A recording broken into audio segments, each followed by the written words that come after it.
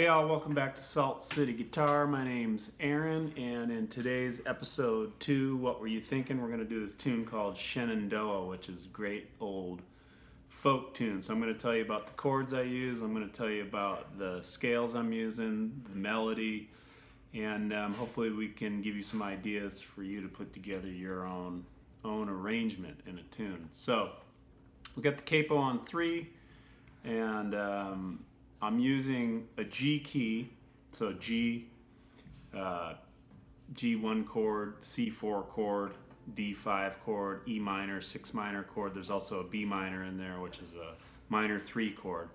I'm using that G key. Don't forget though, the capo's on, so really that's giving you a B flat key. I like that B flat. I mentioned that before in the last video. This has got a nice sound right in here. So, but for sake of us talking about the tune, we're talking about the key of G.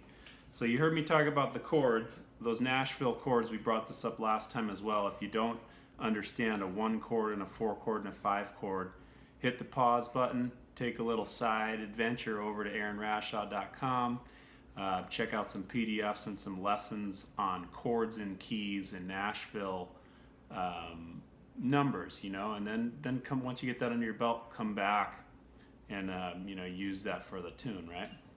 Let's talk about the scale. The scale's G major. That's a 2-octave scale there, and I'm using the open notes, the open position against capo. The F sharp falls in there, and here, you know, those notes belong to the G key. Most of the melody's up in the second, higher octave, right? So, sorry.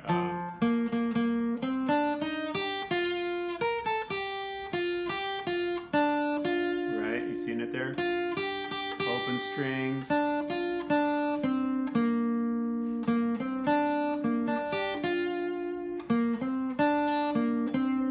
Really, it's the top 3 strings is where I'm getting the melody. The top 3 strings. Okay, so go through those scales so that you can feel those notes. Okay, let's talk a little bit about putting them together and then kind of embellishing the chords a little bit. So if I walk through it, the first chord I use is a D7. Brings me right to the 1 chord on the downbeat. I did this little walk up that went like this.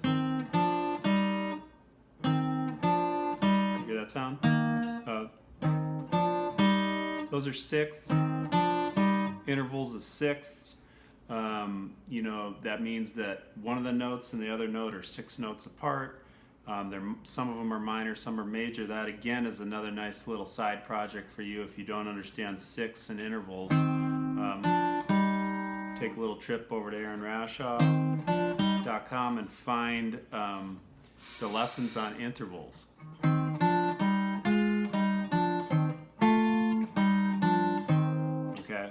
So I use these intervals going up.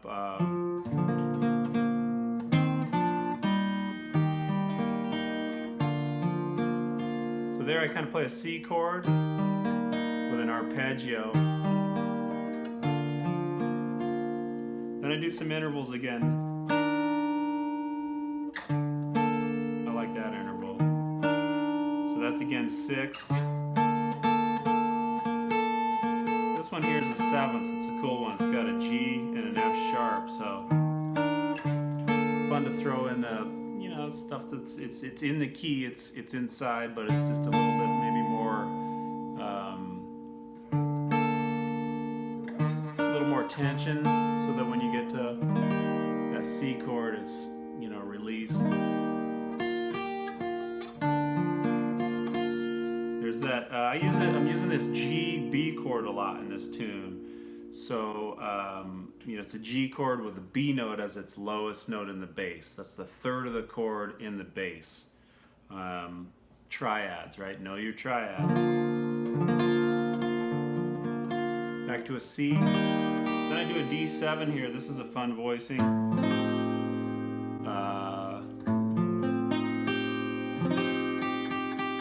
With an E, it's kind of a D9 sound. the F sharp in the bass, kind of a D7, and the open E is 9. Beautiful chord. And then right here, look at this. Here's an E minor, and I'm adding an A note in here. Little suspended kind of.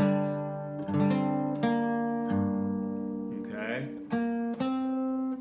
Back to a G with some picking. Arpeggios. Then I do this B minor here. I like this one a lot. If you haven't used this voicing, it's got the open D note in there. I'm really trying to get those. I like those open chords myself personally. They ring real nice. Okay, this next one coming up on the E minor on the 6th chord. This is a fun one here. What I'm doing here is I'm taking an E minor chord and I'm adding an F sharp to it, which gives it a minor 9 sound. Get those, hear those intervals in the chord there? They're kind of dissonant. But again, when you play them in a chord, they sound awesome. Then I'm going to finish up on this D7. I got the C in there, that's my flat 7, a D7. Right, there's my tension, and then release on a G. Okay, so I use some chords that are a little bit, you know, this is kind of a D7 shape, maybe you haven't seen that. This is a D9 with an F sharp in the bass. That's kind of using that for the same purpose as a D7 chord generally. I used an E minor 9 shape. Beautiful chord, that's a nice little substitute for just E minor. This B minor is a little different than, say, your standard barred B minor, okay? So there's some of the chord shapes I use and some of the extra colors and a little bit on intervals. So we went over the scale, we went over the color chords, and we went over the Nashville chords or the key that the song's in, right? And I'm bringing those all together to make up my arrangement. Now, you know, there's things you're going to fill in there. You want to, you know, find the right chords on the right downbeats. Again, like I said in my last video, know your progression without the melody first. You maybe hum it.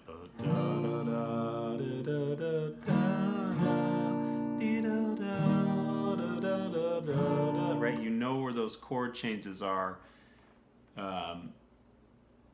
based on where the melody lines up. That's really important. You want to be able to get to that. You know, this tune actually goes in and out of different time signatures, like 4/4 and 3/4. So this is a good one, I would say, to just listen to a lot. Use your listening skills to feel the melody, because I don't think you want to be bogged down with counting 4/4 and then 3/4 and then a measure of 2/4. That's too much. You just want to feel that melody, listen to it a bunch, and put it together. So I'm going to do one more run through, and we'll call it a day. But thanks for watching, and I'll see you guys soon.